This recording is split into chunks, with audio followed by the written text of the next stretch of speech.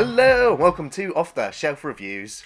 I reckon if I chopped up some really nice veg and made a good gravy, Gary would taste really nice. And I'm Gary, and today we're going to review and discuss Pandorum, which came out in 2009 with a story by Christian Alvart and a screenplay by Travis Malloy and directed by Christian Alvart. Ian, why don't you give us the synopsis? Well, the story follows Ben Foster's character, Corporal Bauer, who has just woken up from hypersleep on board Elysium, a giant transport ship heading to Tanis 1. The ship is quiet and cold, and the only other person he's talking to is Dennis Quaid's character. Bauer must make his way to the reactor to try to save everybody on the ship, but something else is on board that wants to eat him.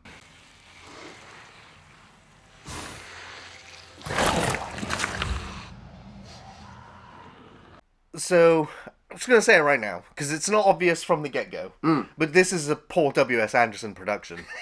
He produced this, so fair, he's a producer for this film with his longtime collaborator, Jeremy Bolt, I think it is. Yeah. The same two that did Event Horizon. And this film has, I considered it, the moment I walked out of the theaters, said that this is the spiritual successor to it. Like, when I saw those two's names and saw what the project was, I was like, this I'm going to go see it because of how much I liked Event Horizon. Yeah. But this didn't originally start as a mega-budget sci-fi, action movie.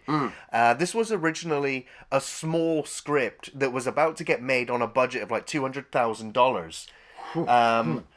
And there was also another script at the time that the two producers had, and they said, well, there's this other script that's kind of similar to this one.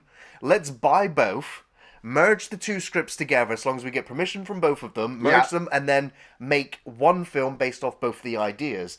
And so that's where the money came from to turn that small idea into a bigger film. Yeah.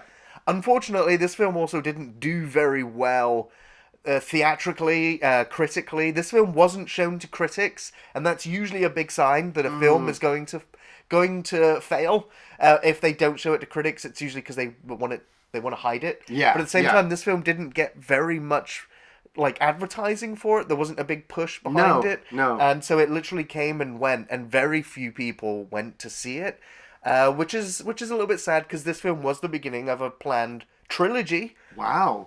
However, at least this film is self-contained, beginning, middle, and end, so it's upsetting for those that really enjoy this that there will be no more, despite a really strong fan campaign. Yeah.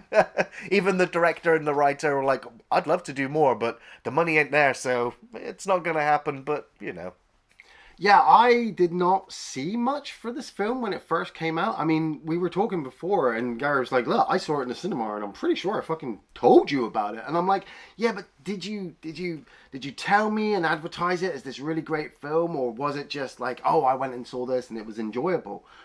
Where it was a few years after the film had come out, I was at a friend's house, and he was just like, look, we got to watch a film. Have you seen Pandorum? Oh, no, I've heard about it. And we put it on, and I was just like, man, this is really good. But yeah, it floats under the radar. You always get that one person who goes, hey man, have you ever seen Pandorum? I really like that film. But before we go too far, I want to say right now, we are going to be getting into some big spoiler territory. So if you've never seen Pandorum, you should really just stop the review now, go off and watch it, and then come back and tell us what you think. So the film starts with the Elysium 1 flying away from Earth. We get a bit of a title crawl telling us that, the kind of Earth's space history, man lands on the moon, and then they start to find reports of a planet just like Earth, and then they launch Elysium 1. But we also get that beginning opening where they kind of fly into the cockpit, don't they? And you see the three people on board who get the last message from Earth. Basically, Elysium is, their last salvation, basically. It's now like Noah's Ark. Yeah. You now are the last of humanity, so good luck out there, because Earth is peacing out. Yeah. And you're like, oh, okay, right, there we go. We're away. And then when Ben Foster wakes up, the film, like you said, very Event Horizon-y. Like how dark and moody it can be right at the beginning, where he just kind of wakes up in hypersleep, and he's just pulling himself out of all these tubes and pulling himself off of the respirator. It's the fact that he's got to pull off all of his shedding skin. Yeah, that was like, I was like, I don't remember this. Like, I've seen this. This would be the third time I watched this film. Watching Ben Foster peel off his own skin, I'm like, oh man, that's great. It is great. It's disgusting. It's it's slimy. It's horrible. It's disgusting. Like, you're sure it makes sense scientifically somehow, Yes. some way, but it's fine. You go with it. But then, like, this film, the reason why I like it is, and it is a massive freaking trope. Yeah. Amnesia. I can't remember who I am, what I'm called, what I'm doing, and oh my god, there is an emergency going on. Yeah. What do I do? Yeah. And the film will drip feed, like, we have that exposition at the beginning, and what I like, kind of like Terminator, where Carl Reese drip feeds this information to Sarah Connor throughout all of the chases and all the action sets. This film does something similar, where we kind of get drip fed the information about where they are, what's happened, what their roles are, as they try to figure out what the hell's gone wrong with the ship and everything that's going on with it. And we soon get introduced to Dennis Quaid's character. You're waking from extended hypersleep.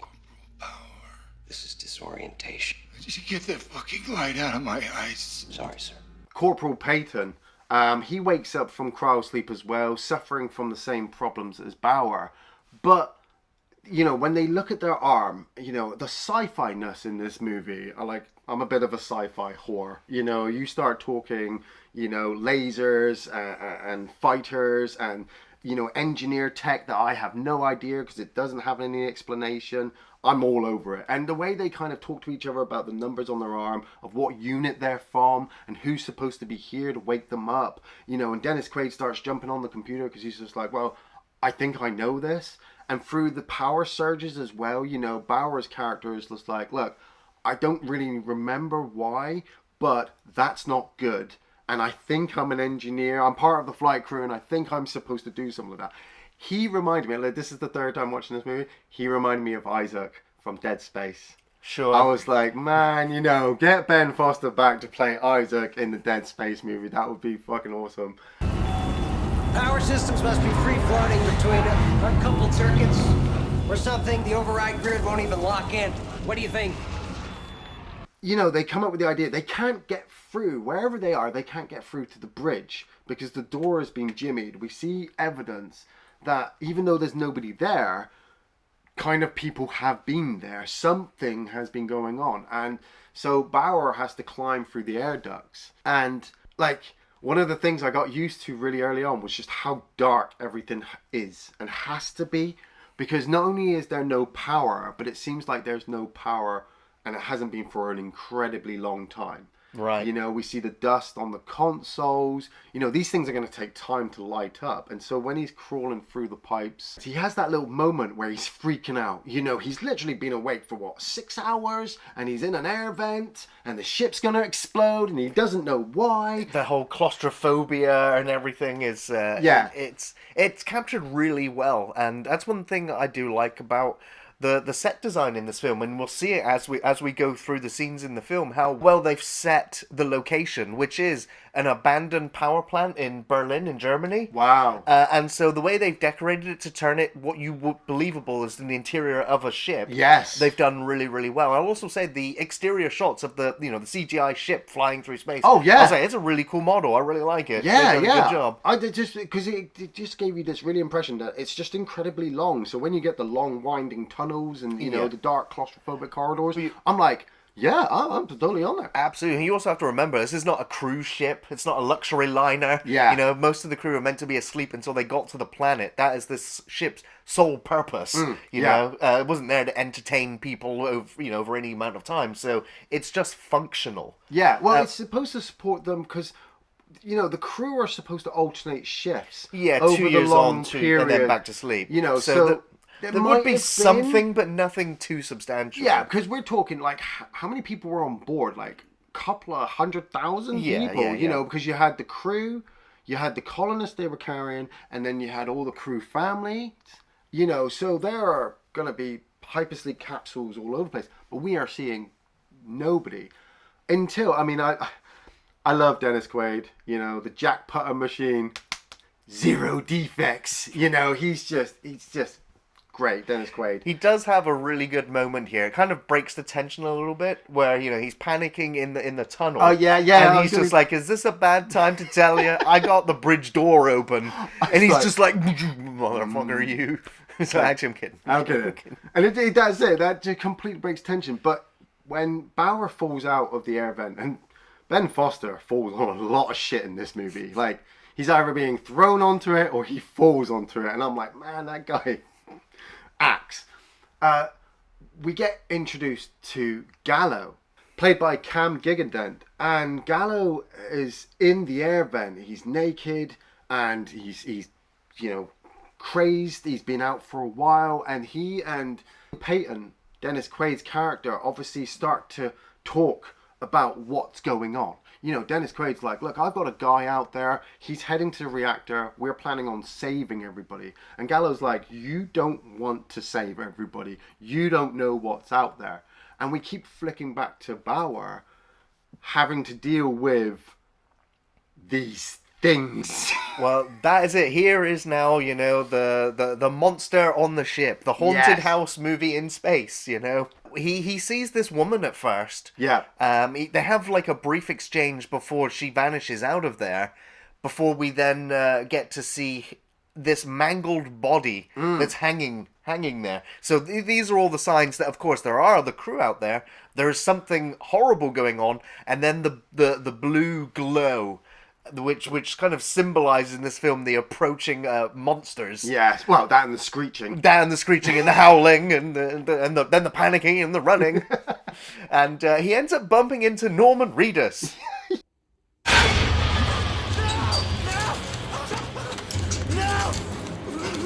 A very young-looking Norman Reedus here, who was actually, you know, here as like to hang out with his friend, the director, who he had worked with previously on a film called Antibodies.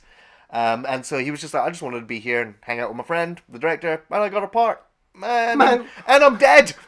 Cheers, Norman Reedus!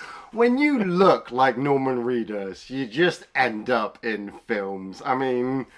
like, oh, I just hung out on set. It's like, of course you're going to get a fucking part in the movie. But it does, like you said, it does drip feed the information. You know, he's, like, what is he part of the crew? I can't remember. He was supposed to relieve Bauer, I think.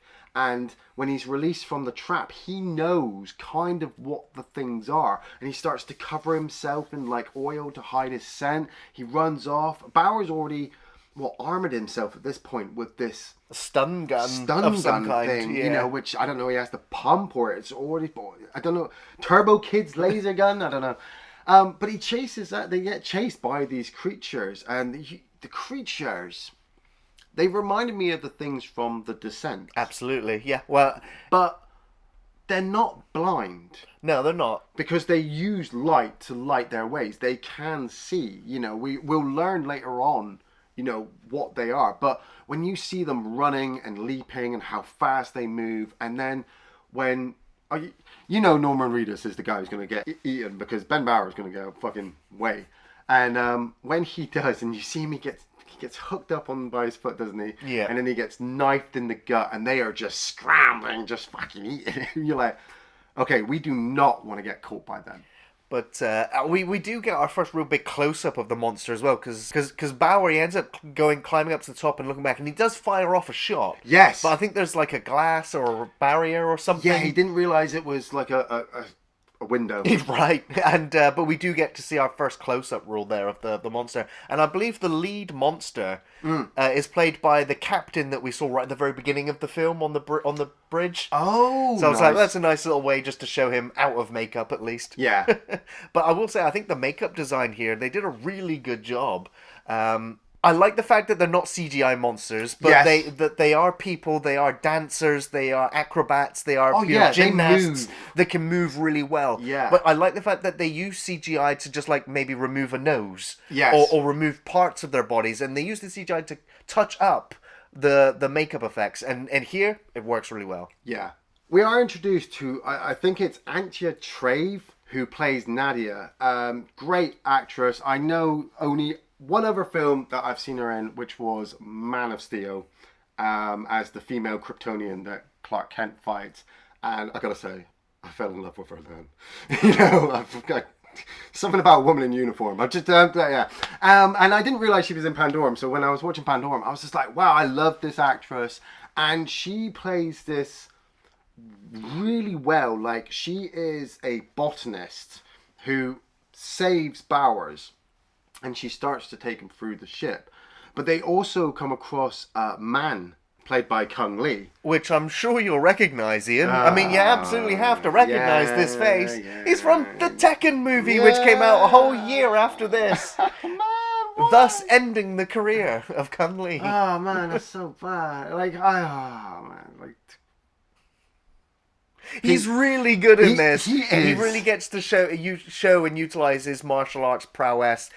They capture some of his fight scenes really, really well. Yeah. He also just speaks in Vietnamese the entire film. Yeah. So we never understand anything he says. Yeah. And I like that. I like that they did that. They didn't subtitle him. Nothing. You see, that's the thing. I was a bit jarred at first because I'm just like, he's talking to Bowers like they're friends. You know, he saved them once, and now they're hanging out. And so you've got these three characters, you know, Man, Nadia, and Bowers. And Bowers is trying to convince Nadia that he needs help to get to the reactor because the reactor's going to explode. And Nadia is just like, look, you don't get what's going on. You know, I've been awake for a little while. She even takes the guys back to her little kind of hub. You know, because she's a botanist, she's looking after the Noah's Ark area of the ship, which contains all the biological DNA samples of pretty much all life that was on Earth before it exploded. And you're like, holy shit. Like, that bit kind of gets a little bit over the top, because I could buy saving the colonists, but then having this whole section of ship, which, you know, contains all the animals of Earth, I'm like, well, let's hope nothing bad happens to the ship then. You know, we really need to get out of here. But, like I said, Man's character, like, just the fact that you can't understand what he's talking about. You know, he knows. He's like, look, we have to go this way. We have to get over there. And I also like the fact that we do keep cutting back to Dennis Quaid, Yes. who is like, I'm on the scanners, I can tell you which ducks you're taking, and at some point he's like, I'm surprised you've made it this far. But and he loses communication with them yes, for because they a end up going period. too deep into the ship. Yeah, and so you have him having these conversations with Gallo, and Gallo's not all there. Well, I mean, to begin with, you're a bit uneasy with him, but within, like, his second scene, you're just like, there's something very off with him. By the third time he appears on screen, you're like, now his character is completely changed across those three scenes. Yeah. And so you know that something is not quite right. And Dennis Quaid's also portraying the fact that he's very much aware that this person with him can't be trusted. Yeah, because he starts to arm himself up. He starts to, you know, get a drug to sedate him. But the more, like Gary said, the more sequences we see of Dennis Quaid, the more we start to realize, because Gallo explains to us that he had to kill the other crew members of the bridge, and he's been hiding out. Because their captain had Pandorum. Yes. Which is the space sickness. They were my commanding officers, men who had guided me through FT, but it wasn't them anymore. They were gone. I had no choice! Corporal Gallo! Now, I buy that because, you know, humans left alone for an incredibly long time will just invariably go insane, you know, unless they're really, you know, medically treated. And we'd already seen him on the bridge, so I from the first time watching this, you know, I knew straight off that he couldn't really be there, because there's no way he could have been alive for that long period of time since the ship launched. And, you know, we were talking about this before we turned the camera on. There's so many little things in every single sequence that Dennis Quaid has with the other actor regarding, you know, what's going on, that you will really, really start to notice that, you know, Dennis Quaid is playing a mentally broken man really, really well. But when we cut back to Bowers and the crew, they're making their way through the hypersleep chamber. And Bowers has been having it as well. He's been having these flashbacks towards his wife. and how she has to be on board and he has to find her. And it's really cool for his character, but I never lost the fact that Nadia is just so goddamn hot that he was never going to end up with her instead of his wife. His wife was a meal a long time ago and he had to leave it. But when they get into the hypersleep chamber and they're making their way through quietly, but you get that one creature that leaps down. Right. And it beats the shit out of them all. I know. I was just like, well, this is just one of them. You know, they end Yeah. up stabbing it multiple times or slicing it up. And I'm like, and this creature is still going. Yes. You know, it throws them all around. I'm like, this is just trying to fight one of them. So I like that fight because it sets up how intimidating and powerful these creatures really, really are. And whilst looking at them, you can't help but go, you know what, they're humans, aren't they? Yes. They're humans. And I like the fact that the characters are asking questions like, where did they come from? Yes. Did they grow out of your Noah's Ark DNA lab? Yeah. Are they space pirates that have hijacked the ship? You know, it's like all these questions, there's no answers. And the other question is, how long have they been flying through space? They don't actually know that they've been traveling, or it's been nearly 1,000 years since they left Earth. Yeah. I've since Planet of the Apes for Charlton Heston, anytime somebody wakes up from hypersleep, you know, it's been a really fucking long time. You don't go to hypersleep for like a 10-minute nap. 900 years is like normally the max. But like I said, we get all that information like halfway through the film, which is really nice, you know. Well, now we get that information there. Now the film does it because it gives us two massive exposition dumps side by side. Yes. And this is where I dip out of the film, and I know a lot of people watching this will also phase out and lose interest partially in the film because the pacing drops so much. And I compare this Leland character who ends up capturing our heroes, ties them up, they have to convince him to let them go, and then he goes, you know what, I'll tell you the whole history of Elysium and of the colony and of the crew, and how this and everything we've already basically talked about. And for me, this is Predators. This is, you know, Lawrence Fishburne turning up halfway through the film. We go, this is what's going on. And the pacing just drops dead. And it takes too long to get back into the film again. And so there's a very good chance, like, those that are not fully invested will pick up their phones and tap out. I think it's better done in this movie, you know, maybe because Lawrence Fishburne is too big of a name and everything in Predator was too well known, that I'd much preferred it in this movie. That I start to question, how long has Leland been around? He appears to have been around a lot longer than Nadia, than anyone we've met. And he knows this information at the same time that Gallo is dropping it to Peyton on the bridge section, that, you know, the captain of the ship went mad. He killed the other two flight captains because they were supposed to obviously alternate. But instead of alternating, he then allowed certain crew members to come out and then treated them like he was a god, or because Earth was destroyed, there's no law anymore, there's no morale, so he was a king in this kingdom, and if he didn't like the people, he threw them down into the bowels of the ship, where because they're locked away, they're isolated, they have to fight for food, they've turned feral, and something in the hypersleep chambers to help them get used to Tanis 1's atmosphere and land, which, you know, it's got air and plants and water and stuff, but you got to help the evolution of the human race.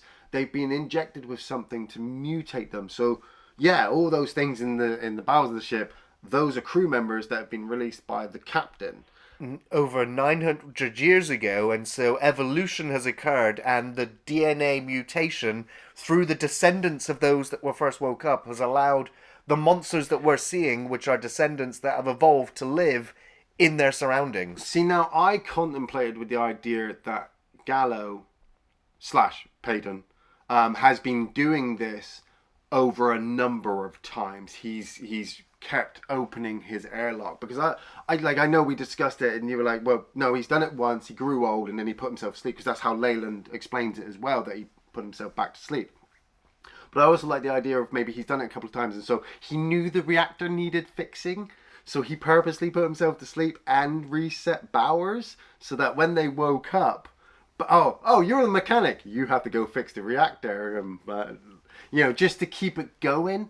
I like to also think the scenes with Dennis Quaid are his Gallo personality taking more and more control to get rid of Peyton. Yes. Peyton wants to save the ship. He wants Bowers to succeed. And he even locks Gallo away in the hypersleep chamber. But you notice that Gallo's not in the hypersleep chamber anymore. He's fighting now Peyton. And when he injects himself with that sedative or whatever it is, it just... Peyton is completely gone. Completely gone. And Gallo is now back in control. Now, I mean, the sequence where you see their arms and the barcodes and they kind of link into one and then it's just him with the syringe, I was like, that was done fairly well. Now, of course, like going all the way back to the very beginning of the film, there is, you know, the filmmakers were aware and they paid attention to some of the smaller details where if you were to look at his barcode, we know that Bauer is Flight Team 5. Yeah. And Peyton said that he was also of the same team. But if you look at his barcode, very quickly, he's not. He was the Flight Team 1 before it. Yes. So literally, Bauer was meant to replace him. But it's so, like, straight away, you could tell that something was off right from the get-go. Yes. But the way they showed it and the way they handled it, I maybe would have preferred if they didn't have young... Peyton turning up. I think I would have preferred it if he had just remembered or started to have flashback memories. Yeah. Instead of having this whole split personality thing going on. I don't think it's bad the way they presented it. It just didn't work for me. It does feel like a complete... I will admit, it does feel like a completely separate thing. Like Dennis Quaid is doing his own movie, you know, with Gallo and Peyton, and Bowers is doing his thing. But yeah, it does kind of work, you know, because at the same time, Bowers, Nadia, Mann, and Leland have made their way to the reactor, and it just so happens to be the hive place for all of these creatures. They live. It's probably warm there. Yeah, and it's just a massive flesh. I mean, Ben Foster's character falls off a walkway and lands among them, and he has to make his way to the reactor. So he has to don like the skin and discarded remnants of clothes of the creatures so that he hides his scent, which is like really gross. But he's had his flashbacks as well. He's realized that his wife didn't come with him. She's dead on Earth, you know. And so that's the start of his Pandorum break, because they kept explaining that, you know, you'll go mad once you have like a personal mind break, and then you realize that there's nothing else left in the universe. You'll go mad and start killing people. But he's got Nadia there to help him survive. You know, he also has Mann there. But he remembers Peyton, and he saw the hypersleep chamber, but we don't see that. We just obviously realize ourselves. But when they turn on the reactor, and it just fucking eradicates everything near them.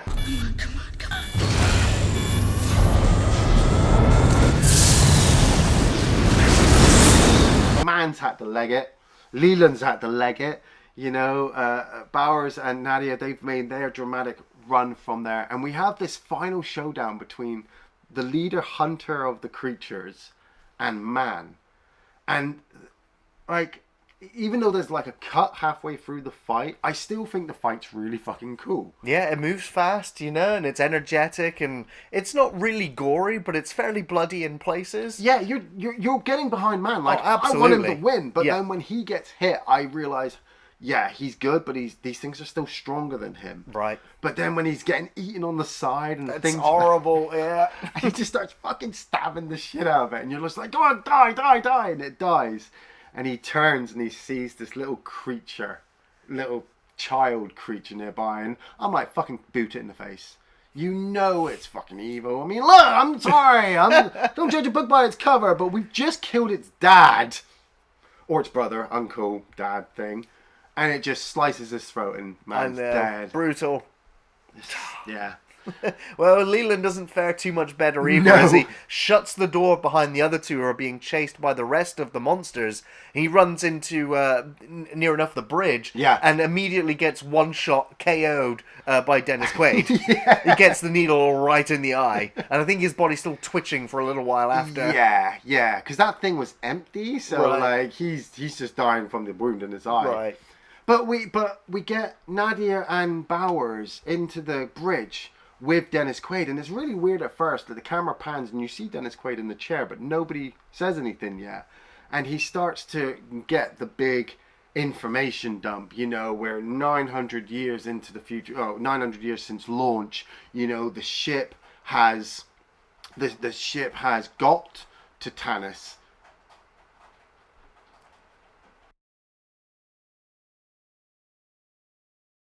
And we realize that obviously we're 900 years since the ship's launched. You know, we're looking out what we first believe to be space. You know, there's no stars. You know, that's why Peyton's just like, look, you know, there's no law anymore. There's no morals. God himself is dead. Holy fucking shit.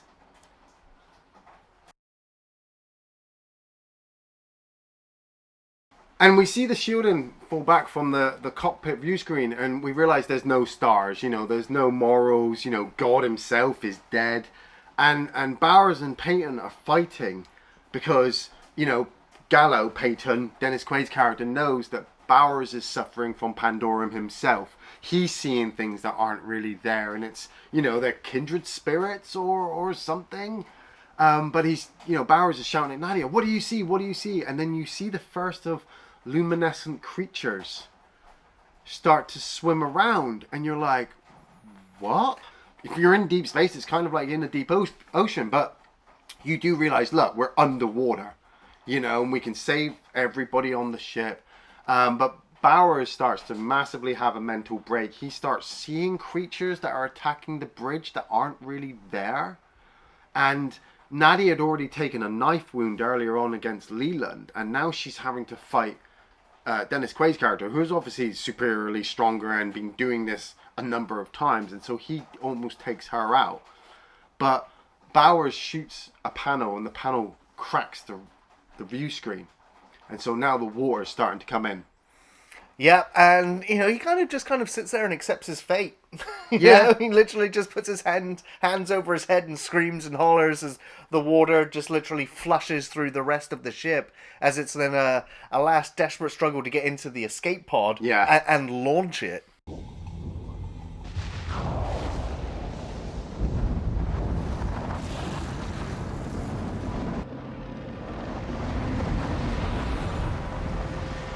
And at the same time, the ship itself has launched all the other colonist tubes, and like I felt that was a cool ending. But now you say as well with the trilogy, it's like, oh well, then you could have had some of the creatures survive. Oh, absolutely. Well, they did on the island. Well, it's not only that. I mean, it for me, it opens up like this ending. Like, I think it's a really cool ending to see this alien planet, all the pods emerging. Yeah. You know, and we see how the ship's not actually that deep in the ocean. No, they could get back exactly. on board. So that, you know, they'd be able to make return trips to go and get the supplies and the cargo they need. They'd have to deal with the monsters on there. Then they've got to deal with setting up new civilization and rebuilding. So, like, the Lord of the Flies-esque kind of storytelling that could go on. There's so many possibilities to do with a second and a third. But at the same time, looking at like Pandorum 2 and 3, they would be completely different films to the first one. Well, I don't know if, like, because I'm having the idea now is like, what if, like, set a few years after they've come back out, they've decided to send a team down there to get supplies and stuff like that, and you get down there and there are humans who have been left on board who have constructed their own civilization exactly because they can't get out. You know, and so many possibilities of little stories they could do there. But could you call it Pandorum? Because the whole whole point in this movie was Deep Space Pandorum. Are Yeah. these people suffering from underwater Pandorum? You know, unless in the second film they're like, oh, actually, this planet's terrible. We've got to somehow fix the ship and fly to a new one. Yeah, all the animals are fitted by Pandorum, you know. Yeah, I mean, I still felt pretty satisfied by the ending, though. Yeah. William, what were your favourite scenes from the film? Man, like, a few of mine revolved mainly around Dennis Quaid. Like, he's really good. I like him. You know, when I think of, like, movies like The Day After Tomorrow, he was good in The Day After Tomorrow. It's not a great movie, but he was good in it. You know, Inner Space, you know, but his sequences work. And I know some people go, oh, well, it was completely obvious, and I knew it from the start, blah, blah, blah. And yeah, maybe you can. But between the director's approach to how they do the whole Gallo Payton thing, and then Dennis Quaid's acting against, the guy playing Gallo, like, the merging, like, as it gets to them finally merging, I'm like, it's the old trope of, yeah, we've got monsters on a haunted house in space, but are they really the real monsters because he's actually the real All caused by this guy whose mental health would escaped him in space. Yeah. And I really like the Norman Reedus death sequence because, you don't have that many action sequences in this movie. A lot of it is just running and then talking and then running some more, But between the Norman Reedus sequence of him being killed and that sequence where they fucked the guy up in the hypersleep chamber and it took 3 of them to bring him down, I was like, yeah, I'm really getting behind, Ben Foster's character, and now Nadia, and now Man. I think really that's it. I could really love on the whole movie, but there's something, I don't know what it is. There's some kind of seasoning that's just not there. Yeah. There's a few memorable moments. I think my favorite sequence in the film was the cautionary tale. It's when they just talk about another ship whose captain went mad and literally just jettisoned everybody on the ship into space. And it's just, I like the camera shot of watching all the escape pods get launched. Yeah. It also makes you think if the ship that they're on, the Elysium, launches the pods the same way. Yeah. So all the pods that would have got launched up to the surface of the ocean, what if they were on the bottom of the ship? They're fucked. Yeah. But we'll try not to think about those, as we also try not to think about the poor bastards in their escape pods floating in space until they die. Oh, man. And so I just thought the existential nightmarish situation that was. I like the film language there. It worked as a really quick short within the film. Yeah. The poor Russian, I think it's a Russian character. I think that's what his credits name is. Yeah. But it was also Ben Foster's brother, John Foster, in that role, who literally is somebody who wakes up from cryosleep and gets eaten alive within minutes. Yeah. It's like, man, that poor bastard. He gets that spike shoved right into his head as they're all scrambling at him. It's like, you've just woken up, you have no idea what's going on, and all you see is eyes and teeth. Yeah.